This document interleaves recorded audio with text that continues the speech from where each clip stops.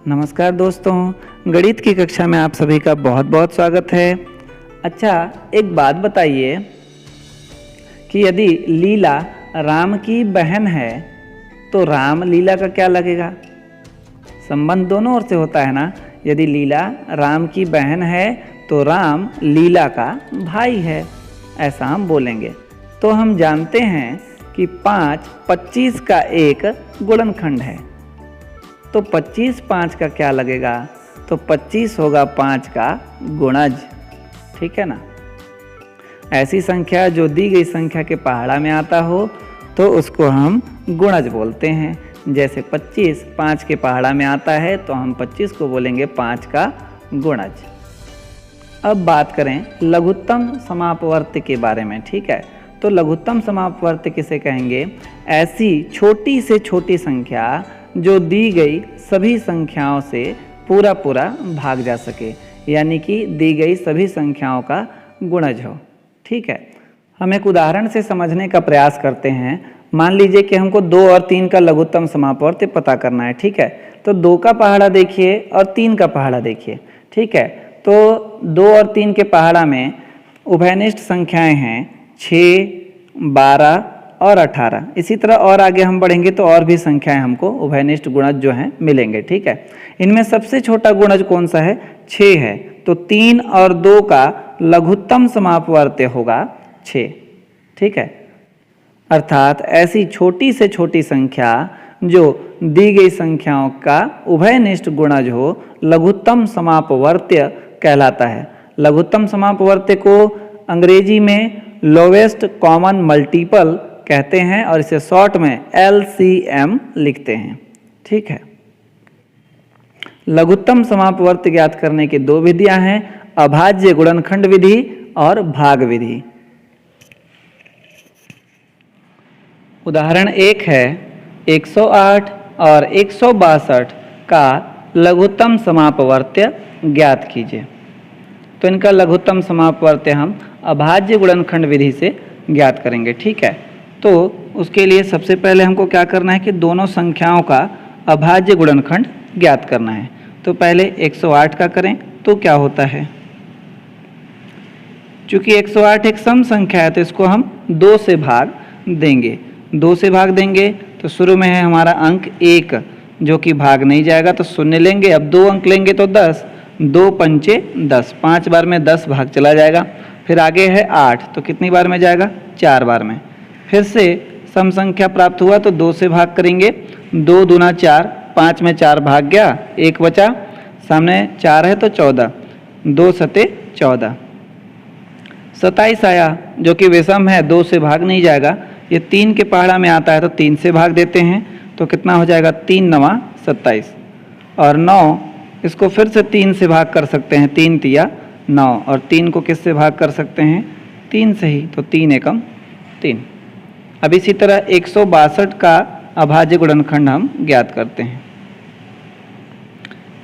162 सम संख्या है तो 2 से भाग करेंगे तो 2 8 16 और 2 एकम 2 आ गया 81 जो कि विषम है तो 2 से भाग नहीं जाएगा। ये 3 से भाग जाएगा तो 3 से भाग करेंगे।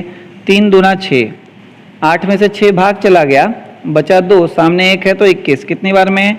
3 सते 21 तो 7 लिखेंगे। आ गया 27 जो कि 3 से भाग जाएगा तो 3 9 27, फिर 3 तिया 9 और फिर 3 एकम 3, ठीक है।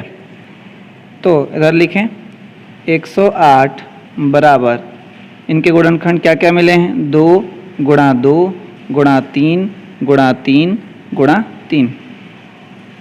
फिर 162 के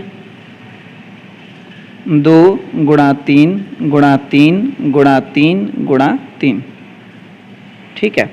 तो लसा क्या होगा?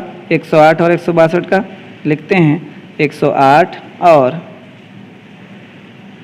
162 का लघुत्तम समापवर्त्य, शॉर्ट में लिख सकते हैं लस बराबर। देखें इनके गुणनखंडों को देखें तो ये 2 है इसमें गुणनखंड और 3 है, इसमें भी 2 है और 3 है। तो पहले 2 को देखिए, 2 इसमें कितनी बार आया है? शुरू में 2 बार, सेकंड वाले में 1 बार। तो जो अधिक बार आया होगा उसको हमको लेना है। 2 बार आया है तो 2 बार हम 2 ले लेते हैं, ठीक है। अब 3 को देखिए, 3 फर्स्ट में 3 बार आया है और दूसरे वाले में 4 बार आया है, ठीक है। तो अधिक कितनी बार हुआ? 4 बार। तो 4 बार हमको 3 लेना है। अब इन सभी को आप गुणा करेंगे तो आपको मिलेगा 324। यही आपका उत्तर होगा, ठीक है। 108 और 162 का लघुत्तम समापवर्त्य होगा 324। यानी कि 324 ऐसी छोटी से छोटी संख्या है जो कि 108 और 162 दोनों से पूरा पूरा भाग जा सकती है, ठीक है। दूसरा उदाहरण है 36, 45, 72 का लघुत्तम समापवर्त्य ज्ञात कीजिए, ठीक है। 36, 45 और 72 का लघुत्तम समापवर्त्य ज्ञात करना है। इनका लघुत्तम हम भाग विधि से ज्ञात करेंगे, ठीक है। तो तीनों को एक साथ ही भाग देना है, 36, 45 और 72 को, ठीक है। तो 36 और 72 सम संख्याएं हैं तो ये दोनों 2 से भाग जा सकती हैं, लेकिन 45 विषम है इसलिए 2 से भाग नहीं जाएगा। जबकि 3 से तीनों ही भाग जाते हैं, तो हमको ऐसी संख्या से भाग देना है जिससे कि अधिक से अधिक संख्याओं को हम भाग दे सकें। तो 3 से भाग देंगे 36 को, 3 एकम 3, 3 दूना 6, 12 आएगा। 45 को भाग देंगे तो 3 एकम 3, 4 में से 3 भाग गया, बचा 1, सामने 5 है तो 15। कितनी बार में जाएगा? 5 बार में, 3 पचे 15। फिर आगे 72 है, 3 दूना 6, 7 में से 6 भाग चला गया, बचा 1, सामने 2 है तो 12, तो 3 चौको 12। फिर से ये सभी 3 से भाग जा रहे हैं तो 3 से भाग करेंगे, 3 चौको 12, 3 पचे 15 और 3 अठे 24। अब ये 3 से भाग नहीं जा रहे हैं, कोई भी 3 से भाग नहीं जा रहा है, लेकिन ये 2 संख्याएं जो हैं 4 से भाग जा रहे हैं तो 4 से हम भाग दे देते हैं, ठीक है। तो 4 एकम 4 और यहाँ 5 है, 5 भाग नहीं जा रहा है, जो भाग ना जाए उसको वही लिख लेना है। और यहाँ 4 दूना 8।